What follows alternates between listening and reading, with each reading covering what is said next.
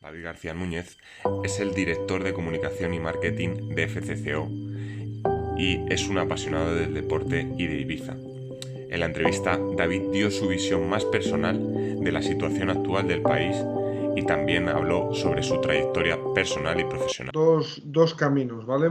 Por un lado, voy a empezar por el final. Yo soy presidente de esta asociación que reúne 75 entidades públicas y privadas. Dependo directamente de la alcaldía, ¿vale?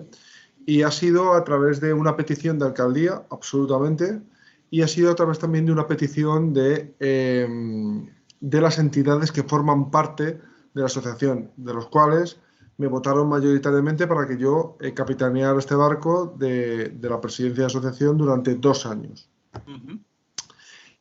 Respecto a FCC, bueno, en FCC yo provengo del mundo público y mundo privado.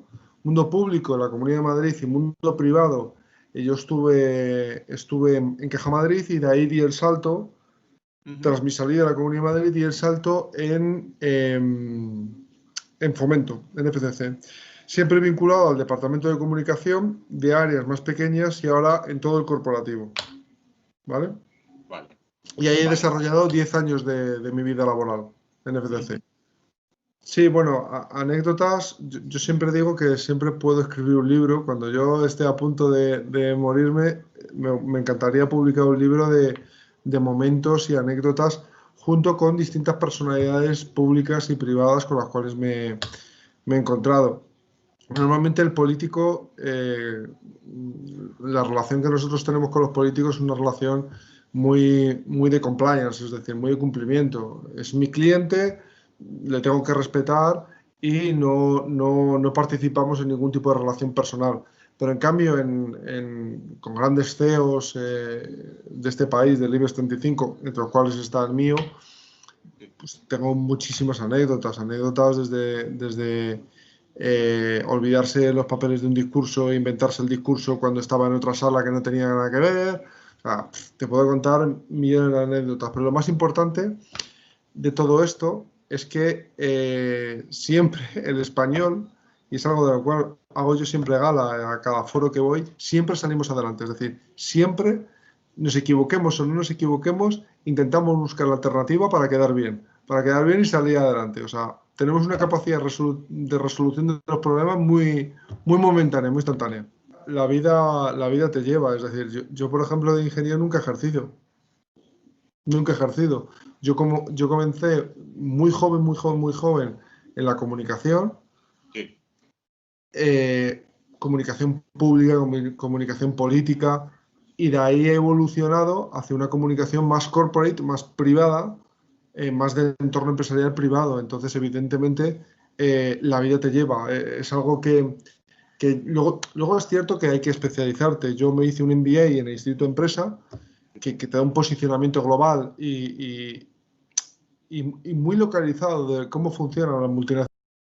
Y ahora estoy especializándome en el sector público, que es algo que tenía esa carencia del sector público, a través de un máster, de un programa, que es un programa de liderazgo y gestión pública, en el cual tú compartes impresiones con muchísimos alcaldes de este país, muchísimas personalidades políticas muy potentes, en las cuales conoce la administración pública, que es lo importante de este curso. Entonces, al final, bueno, soy un ingeniero que no ha ejercido su profesión, pero que me he reconvertido precisamente a comunicar lo que los CEOs tienen que comunicar y a crear historias y marcas empresariales y políticas. Utilizo 3 agendas. Yo llevo 3 agendas. Yo soy director de comunicación de Fomento, pero además soy el presidente de la asociación, como bien sabes, y soy también director de comunicación del Tranvía de Murcia. ¿Por qué? Porque el Tranvía de Murcia es una sociedad concesionada por FCC. Entonces, me pidieron, por favor, que relanzase la comunicación del medio de transporte público, que es como Metro de Madrid, pues allí a pequeña escala en Murcia. Sinceramente, no puedo planificar mi día a día. Mi día a día es aleatorio, es decir, yo alrededor del día recibo unos 140, 150 correos, a los cuales a casi todos les doy respuesta, y cada uno con sus problemas. Entonces, no tengo una planificación, tengo una planificación de agenda de reuniones, evidentemente, pero no tengo una planificación clara y nítida de qué me va a deparar el día. Es un gran desconocido. Puede salir una crisis política que afecta a la compañía, una crisis comunitaria que afecta a la compañía, una crisis en la alcaldía que afecta a la presidencia, una crisis en el transporte público de Murcia que afecte, por ejemplo, una caída de tensión en la catenaria que bloquee el transporte del tranvía en Murcia, que afecte directamente a la sociedad y por tanto afecta a nosotros.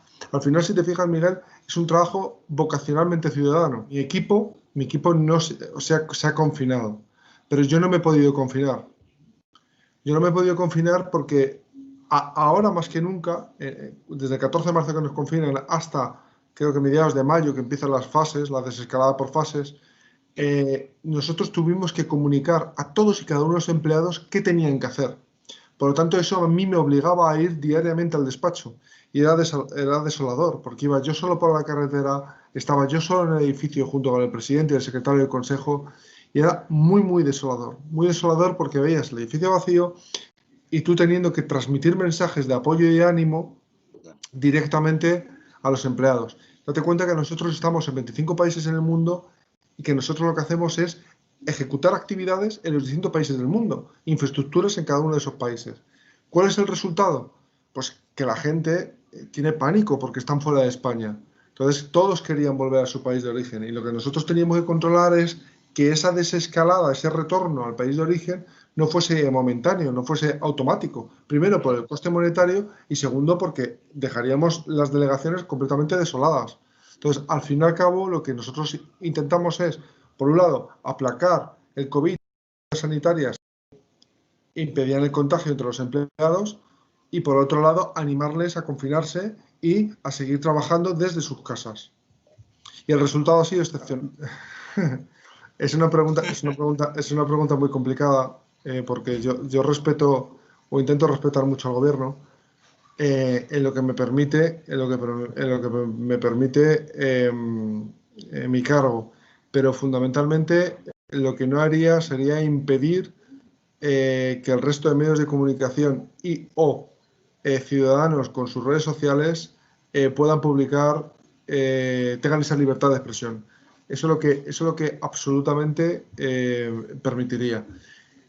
La gestión que está haciendo este gobierno respecto a los medios de comunicación difiero mucho. Estoy completamente a las antípodas al coaccionamiento comunicativo. Soy liberal en lo económico, en lo social y en la comunicación y absolutamente difiero por completo del actual gobierno la gestión que hacen de las redes sociales. Esto no es una marca presidente, sino esto tiene que ser una marca país. Es decir, es el país el que tiene que importar y no el posicionamiento estratégico de un presidente. La manipulación, pero sí que hay un cierto alineación de conceptos y de ideas. Vale. A la vista está, yo soy una persona que me baso en datos que no estén pervertidos por ideología, entonces solo hay que fijarse en qué medios de comunicación, qué espectro ideológico tienen los medios de comunicación respecto a un lado y a otro, a derecha e izquierda mismo. Vamos a ver. No es lo mismo un titular. Te pongo un ejemplo. En la segunda ola del confinamiento. La segunda ola del confinamiento fue especialmente dura en Madrid, en la cual yo te voy a poner dos titulares de una misma noticia. Un titular de un medio muy conocido, del grupo Prisa, sí. Decía que Ayuso condena a Madrid al cierre, al confinamiento. Cosa que nunca se ha llegado a hacer, porque se han desarrollado pues, alrededor de 137.000 pruebas de antígeno a la semana. Es decir, un gran porcentaje de la Comunidad de Madrid está siendo testeada. Fíjate el titular, que por un lado pervierte al ciudadano, ya que si te quedas con el titular, lo que su consciente te dice es, ostras, me van a encerrar otra vez en casa, con el daño y el gravamen psicológico que eso conlleva. Y el segundo titular de un medio en el mismo momento, en el mismo frame de tiempo, de un medio completamente contrario, de los pocos que quedan completamente contrario, que lo digo, es Libertad Digital y Voz Populi, me da igual, son Voz Populi, Libertad Digital y OK Diario, indicaba el siguiente titular. Isabel Díaz Ayuso refuerza las pruebas sanitarias para evitar el confinamiento domiciliario. Evidentemente es completamente distinto bajo una misma noticia en un mismo frame de tiempo. Entonces, no tiene sentido. Señores, seamos sensatos, utilicemos la comunicación como es un instrumento de la verdad y a partir de ahí empecemos. Pongamos el minutero a cero y empecemos. Precisamente la semana pasada estuve en Deusto dando una conferencia sobre los fondos Next Generation. Sí. Los fondos europeos Next Generation. Vamos a ver. La situación del país es crítica. Estamos en una tormenta, yo le llamo la tormenta perfecta. ¿Por qué? Una inestabilidad política abrumadora, con un gobierno de coalición que es endeble y necesita una serie de apoyos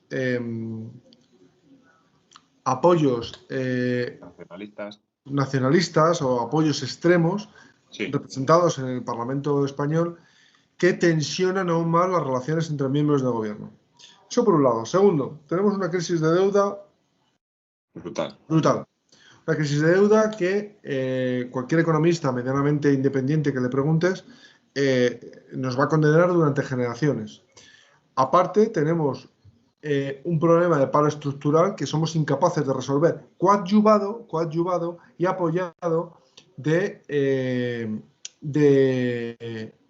un país poco productivo. Es decir, tenemos sectores muy poco productivos y de baja calidad. Por lo tanto, ese empleo generado de baja calidad no va a encontrar, cuando se deteriora, no va a encontrar empleo rápidamente.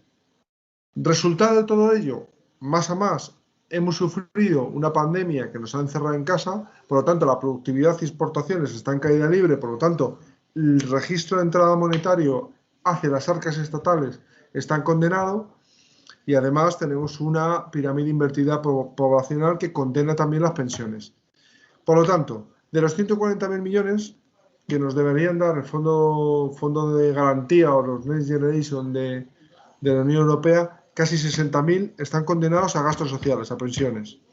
Además, tenemos una distribución territorial a través de 17 comunidades autónomas que son 17 reinos de taifas, con los cuales cada uno son demandantes de dinero y con un costo muy elevado económicamente. Ni que decir tiene la barbaridad presupuestaria que quiere imponer Esquerra respecto al mal llamado dumping fiscal en Madrid. No, esto no es un dumping fiscal, señores. Esto se llama liberalismo económico. Es decir, aquella empresa que quiere entrar en la Comunidad de Madrid a trabajar va a pagar su tributación, pero se le da una serie de beneficios fiscales para que atraiga empleo, atraiga dinero, atraiga inversión, crezca la comunidad. Entonces, resumiendo, estamos ante la tormenta perfecta. Cifras macro, muy complicadas y en un albur tenebroso de incorporación de talento joven al mercado laboral, de capacidad productiva y de, por supuesto, generación de riqueza, con una deuda acuciante y con un apalancamiento financiero desorbitado. ¿Nos salva Europa? Sí, pero Europa no va a estar sin EDI. Tenemos un problema bastante estructural y que creo que si fuéramos responsables, cosa que no va a ser así, se plantea un futuro tenebroso. Bajo mi opinión, cuento. Vamos a ver, vamos a ponernos en plan positivos. El calendario de vacunación, según el ministro, empieza en enero, con el target de población sensible, ¿vale? Es decir, personas mayores, personas sanitarias y demás. Ok, vamos a verlo. Te lo acepto, ok. Pero esta normalidad no va a arrastrar absolutamente al resto de la población, es decir, va a haber limitaciones. Porque esto que representa un 8-10% de la población, ese 10%, hasta llegar a inmunidad de rebaño, que es el 60%, o sea, es bárbaro. Estamos en una larga cambiada. Esto en el fútbol es una patada hacia adelante, Pero claro, las patadas hacia adelante en el fútbol tienen un problema, que se acaba el campo. Entonces, podemos tener un córner o podemos tener una salida completa del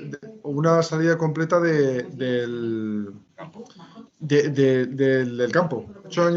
Desde los 18 años llevo de voluntario en el SAMUR Protección Civil. Me formaron como técnico en emergencias sanitarias. Estuve en los atentados estuve en accidentes Spanair. Y bueno, pues desde los 18 años, tengo 37, desarrollando mi labor de voluntariado en el SAMUR, como técnico de emergencias sanitarias. No hay, o sea... Hubiese sido, primero, muy buena puntualización, Miguel. O sea, necesario periodistas especializados, absolutamente de acuerdo. Y segundo, periodistas con un sentido del periodismo real, es decir, periodistas, primero, no amarillistas, no alarmistas, no ideológicamente marcados como si esto fuese una rubeola o una gripe que no pasaba nada, y absolutamente eliminando cualquier crítica de gestión. A día de hoy. Necesario. Es un sector que sufrimos muchísimo en el 2008 a través de la crisis financiera causada por Lehman Brothers en 2008 y que supuso la caída de la burbuja inmobiliaria y o constructora, y evidentemente muy necesario puesto que genera empleo de calidad, genera infraestructuras que facilitan la vida a los ciudadanos y mejora su calidad de vida, y sobre todo nos permite el cumplimiento de los Objetivos de Desarrollo Sostenible, de los ODS. Generando este tipo de infraestructuras, cumplimos con las desigualdades sociales, nuevos modelos de conectividad urbana, nuevos modelos de movilidad, nuevos modelos de diseño urbano y cumplimiento con la reducción de emisiones. Cuando tienes tiempo libre. Deporte, cine, más Ibiza. Yo necesito al menos una semana de desconexión en Ibiza. Este año he tenido 2 días solo en Ibiza y bueno, lo necesito. Para mí es un rincón para perderme. Ibiza Formentera. Vale. Ahí desconecto del mundo y desconecto hasta de mí mismo. No, uno de cada si puede, David. Sí, no, bueno, te voy a soltar un titular o un claim que construir como forma de vivir y construir el futuro. Es decir, es necesario, primero, la colaboración público-privada, y segundo, es necesario utilizar la palabra construir. Construir tus sueños, construir infraestructuras, construir tus necesidades y tu futuro para avanzar. Entonces, siempre, construir que forma parte de ti, es que tiene que formar parte de ti como mecanismo de avance y de futuro. Ese claim es aceptado, y de verdad lo acabo de exponer, no lo tenía pensado, no lo tenía meditado, es aceptado para todo target comercial, desde una persona que acaba de salir de la universidad hasta una persona en su senectud que tiene que construir para seguir creando su futuro. O como ahora dicen algunos Instagramers, co-creando el futuro.